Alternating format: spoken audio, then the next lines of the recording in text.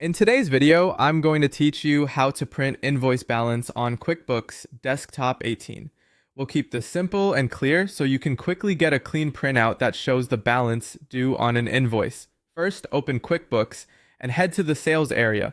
You'll find sales on the left-hand menu. Clicking that brings up sales activity for your company. From there, choose all sales. This view is helpful because it gathers everything in one place: estimates, sales receipts, and most importantly for today, invoices. Next, let's narrow the list so you're only looking at invoices. Use the filter to select invoices.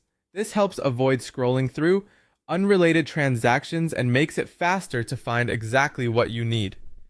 Once the list is filtered, locate the invoice you want to print. You can search by customer, invoice number, or date range if needed.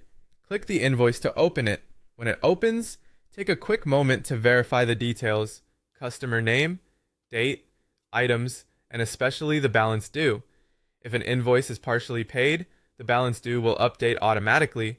If it's fully paid, it may show 0. When you're ready to print, look for print or preview. This option lets you confirm how the invoice will appear on paper before you commit to printing. Click print or preview to open the preview window. The preview is especially useful for confirming that the balance due displays clearly, along with your company details and line items. If everything looks good, select print to send it to your printer. If you prefer to keep a digital copy or share the invoice electronically, you can choose to download it as a PDF and then print it from your PDF viewer.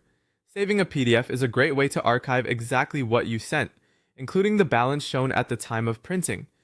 It also helps if you need to email a copy to a customer or attach it to a message thread for quick reference.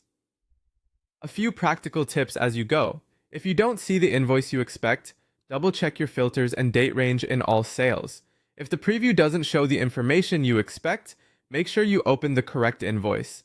And before printing, confirm your printer is selected and that the orientation and page size look right in the preview window, so the balance appears clearly on the page.